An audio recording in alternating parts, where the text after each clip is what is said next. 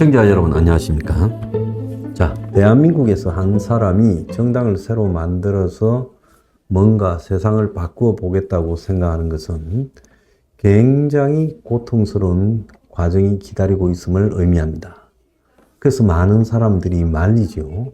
기존의 정당들이 이름을 바꾸어서 신장 개업을 하거나 아니면 서로 간에 통합하거나 아니면 기성 정치인들이 모여서 당을 만드는 것은 거의 떡주무르듯이 쉽게 할 수 있겠지만 정치권과 관계없는 순수한 사람들이 모여서 신당을 만든다는 것은 그건 참으로 힘듭니다.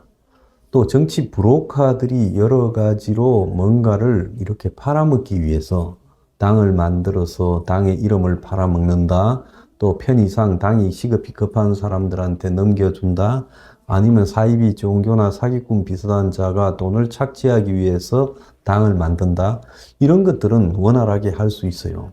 그러니까 정치판이 사기꾼이거나 아니면 사이비 종교거나 아니면 정치꾼이거나 이런 이 질적으로 좋지 않은 사람이 정당을 만드는 것은 얼마든지 이 기존의 정당의 법에 허용하에서 쉽게 할 수 있지만은 그렇지 않은 새로운 어떤 정치적인 이 입장에 있어서 그래서 기성의 정치 세력과는 별도로 우리가 당을 만들 필요가 있다 해서 가는 사람들은 그야말로 가시밭길이 그 앞에 기다리고 있습니다. 그래서 이 대충 보면 이 권력이나 기성 정치권이나 이런 쪽에서는 정당이 새로 만들어질 때 저것은 무슨 의도의 정당이다. 총선이나 대선 때 광을 팔려고 만든 정당이다. 아니면 사이비 종교가 만든 정당이다. 사기꾼이 만든 정당이다. 아니면 이념적으로 좀 진보한 애들이 만든 정당이다. 이걸 다 알죠? 근데 대한민국의 정당사에 기존의 여야, 기존의 진보, 기존의 거부 등을 다 비판하면서 그야말로 새로운 가치를 앞에 걸고 가치 중심적으로 정당을 기성 정치인이 아닌 사람들이 만드는 것은 혁명 20일이 처음이라고 생각합니다. 그러니까 혁명 20일이 만들어질 때부터 2022년 대선을 앞두고 만들어질 때부터 굉장히 여야 정치권에서 혁명 20일에 대해서 견제를 하는 입장이었죠. 왜? 서포 15조나 5+3 정책들은 전부 기득권 정치를 비판하는 거니까요. 그래서 대선 시기에 죄를 뿌리지 않을 건가 이렇게 촉각을 곤두세우고 혁명 20일에 대해서 여러 가지 불편하게 지금 압박을 했죠. 문재인 정권은 문재인 정권대로, 윤석열 정권은 윤석열 정권대로 압박을 했습니다. 그래서 그 압박들을 여러분들이 보면 잘 아실 거예요. 처음에 플래카드 쓰를 한다고 하니까 처음에는 플래카드 쓰가 아니었죠. 플래카드를 건다고 하니까 그 플래카드를 다 뗐지 않습니까? 자, 그 다음에는 플래카드를 지키기 위해서 플래카드 쓰를 하니까 곳곳에서 경찰이 출동해서 플래카드 내라라, 조용히 해라, 신고 들어왔다 이러면서 협박과 공갈을 해대기 시작했죠. 당 대표인 저도 서교동 사거리에서 재작년에 플래카드를 하면서 그야말로 겪었던 수모가 10손가락을 겪을 정도로 겪었어요. 그러니 다른 분들은 어떻게 했습니까? 그 플래카드 하다가 결국은 이 사법 처리된 당원도 있잖아요. 그래서 이런 것들을 보면 혁명 20일이 대선 시기에 당을 창당해서 어떤 목소리를 높인다니까 그것이 굉장히 못마땅했던 이 정치 세력들, 그건 좌우 다 그랬다고 봅니다. 그러니까 죽이겠다고 작정을 하니까 괴롭히기 시작한 거죠. 그때 재작년 6월 1일입니까? 여의도에서 집회하고 우리 당사까지 행진하는데 그때 얼마나 많은 경찰이 동원이 되어서 난리를 치는가. 그 직후에 서울시청 앞에서 10인 이상 집회 금지에 항의하는 기자회견을 할 때 그때 도발을 해가지고 우리를 경찰이 압박하면서 저를 사법 처리하려고 하지 않았습니까? 그래서 아직도 재판 치르고 있잖아요. 자, 그것뿐입니까? 마포구청에서 우리 플래카드를 떼가서 항의하려니까 심지어 코로나 공작 시까지 등장하지 않았습니까? 그래서 우리가 또 대선 때 후보를 내고, 그래서 제가 이 예비 후보 등록을 하고 국민의힘 당사 앞에서 집회를 하니까 그때 그야말로 선관위가 열댓 명씩 나와가지고 우리를 감시하고 압박을 했고, 자, 코로나에 걸려서 쓰러진 이후에도 우리가 후원의 통장을 만들지 못하도록 굉장히 제가 없는 동안에 당에 압박을 했죠. 그래서 이런 것들이 지금 이 정당을 하는 것이 그야말로 사기꾼이거나 사이비 종교나 뭐 정치꾼 아니면 이건 인간이 해서는 될 일이 아니다라고 느껴지게 하고 있죠. 자, 언론 노출만 해도 그렇습니다. 정당을 해서 그 정당이 크든지 작든지 간에 기존의 정당이 말하지 않는 우리 사회의 이 기득권적인 반대 측면에 서 있는 이 반기득권적인 사람들, 그런 사람들을 대표하는 새로운 정책들, 아무도 말하지 않는 정책들을 한국에 이야기하고 있는 정당이 있으면 언론들이 물론 보도의 비중은 다를지라도 이렇게 대중들이 자발적으로 모여서 이 시대에 필요한 서민들을 위한 이런 주장을 하고 있다고 서포 15조 책이나 또 서포 15조의 내용이나 5+3 핵심 정책이나 아니면 저하고의 개인적 인터뷰나 이런 것들을 할 만도 한데 단 한 건의 언론도 하지 않고 있다는 것은 뭘 의미하겠습니까? 기본적으로 혁명 21이라는 사람들이 주장하는 내용이 불편하다는 거죠. 좌파들은 좌파들대로 저것들이 불손하다.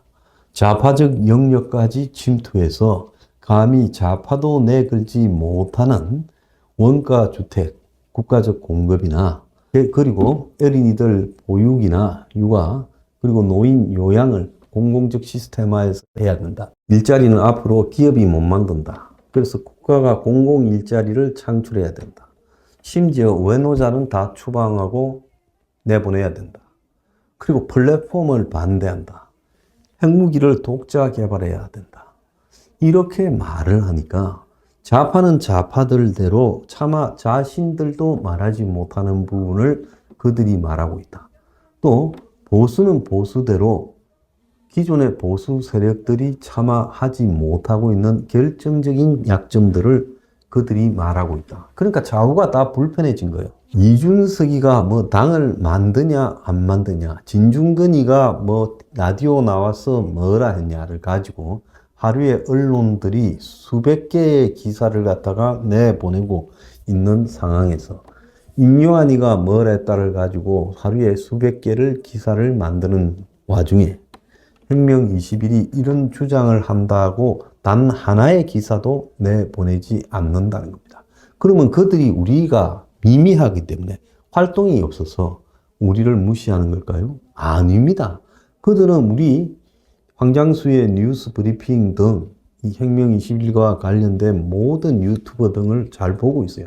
그래서 얼마나 잽싸게 언론들이 뺏겨서 말을 하고 유튜버들이 뺏겨서 말을 하고 있는가는 우리가 익히 지켜본 바 아닙니까?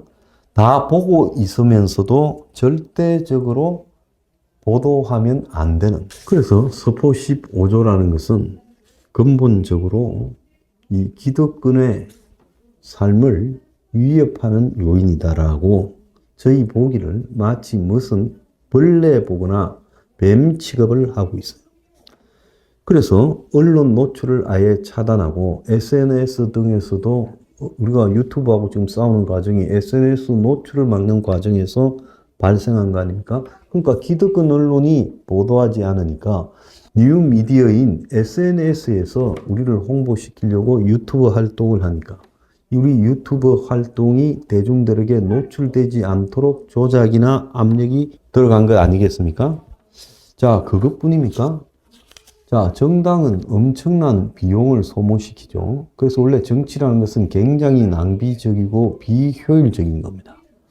자, 그런데 기성 정당들은 전부 정부에서 지원을 받습니다. 기성에 의석이 있다. 의석수에 비례해서 받는다. 자, 그런데 우리는 신생정당이고 의석이 없다고 어떤 정부의 지원도 하지 않습니다. 그래서 우리가 돈 모아서 우리가 당을 꾸려가는 행태로 하고 있는 거죠. 대한민국에 이렇게 굴러갈 수 있는 조직이 과연 몇 개 있겠습니까? 대부분의 민간단체들도 다 정부 보조금이나 지원금을 받고 그렇게 운영하죠. 그래서 이제 재정 압박을 받고 있는데 하나도 보태주는 것도 없으면서 선관위가 우리의 당비 철저하게 통제하고 있죠. 그래서 툭 하면 정당 관련 업무 활동, 지도, 감독, 감사다, 자료 제출이다 그러면서 우리 당원들이 모아서 우리가 그야말로 한국의 정당 중에는 우리만큼 돈을 안 쓰고 모범적으로 낭비되는 비용 없이 청렴결벽하게 운영하는 정당이 없는데 근데 우리 정당을 툭 하면 괴롭히고 있지요. 돈을 보태주지는 못할 망정 우리가 우리 돈 모아서 쓰는 것까지도 방해하고 업무 방해를 하고 있죠. 그것뿐입니까? 정상 활동도 제한받고 있습니다. 플래카드를 거는 것도 제한. 전번에 전단을 찍는 것 가지고 인쇄소 난리친 거 봤지요? 우리가 청년들한테 뭘 가르치려면 그 청년들 가르치는 장소에서 난리가 난 거 봤지요? 1인 시위를 해도 와서 시비를 걸어서 여러 사람이 문제가 되었죠. 집회를 하는 과정에서도 시비를 걸어서 문제가 삼아서 사법 처리된 당원들이 있죠. 자, 그래서 어떤 행사든지 뭐든지 우리가 뭘 하겠다고 당당하게 드러내고 예고하고 하기가 어렵게 됐어요. 그래서 청춘 콘서트나 청년 아카데미를 할 때 장소를 갖다가 공개적으로 보지 못하고 우리가 하지 않았습니까? 개별 통보를 하는. 이런 낭비적인 그런 정당 운영이 지금 되고 있어요. 자, 21세기에 정당 운영이 기득권의 권력의 방해로 이런 식으로 마치 레지스탕스 운동을 하듯이 숨어서 하는 이것이 정상이냐 저는 묻고 싶습니다. 또 우리 당에 가끔씩 괜찮은 인물들, 스펙이나 학력이나 여러 가지가 괜찮은 인물이 오면 끊임없이 압력을 넣고 회유를 해서 좌절시킵니다. 이 부분에 대해서는 제가 더 말하지 않더라도 여러분들이 더 잘할 거라고 생각합니다. 그러고 나서 등장하는 게 공권력의 방해지요. 검찰, 경찰, 선관위부터 시작해서 구청, 서울시까지. 서울시가 지금 저 황장수를 지금 몇 번 고발하고 있습니까? 그래서 제가 거듭된 경찰의 출두 요청을 못 나가겠다. 오세훈도 나와서 조사를 받으면 그때 나도 받겠다 하면서 버텨서 겨우 지금 이메일을 통한 이 답변을 하기로 했습니다. 압박을 견디면서 당이 지금 어렵게 가고 있어요. 그리고 당이 어떤 이 부당한 활동에 대해서 법적으로 대응하는 부분도 굉장히 우리한테 불리하게 작용하고 있죠. 지난번에 백신 패스하고 관련해서 서울행정법원에 낸 소송에서 같은 재판소에서 다른 법정에 똑같은 사안으로 이렇게 냈는데 우리가 낸 것을 기각시켰지 않습니까? 백화점, 마트 등의 백신 패스가 부당하다고 주장한 우리 주장을 기각시켰죠. 왜 그렇겠습니까? 딴 쪽은 허용하고요. 그러니까 우리라는 이름이 등장하는 순간에 무조건 밟아버려야 된다. 그렇게 해놓고 자기들이 판결을 엉터리로 해서 오죽했으면 모든 언론에 다 났겠습니까? 그랬는데 우리에 대해서는 변호사비를 물으라고 우리가 졌으니까 그렇게 지금 요구를 하고 있습니다. 또 지난번에 그 각종 언론들이 코로나 문제에 대해서 우리 당이 독자적인 입장을 견지하니까 마치 질병청과 질병청장을 엄해하는 세력이라고 얼마나 우리를 비난해 대했습니까? 언론들을 동원했어요. 심지어 9시 뉴스까지 씹어댔지요. 참으로 기가 찬 일이 아니라고 할 수 없습니다.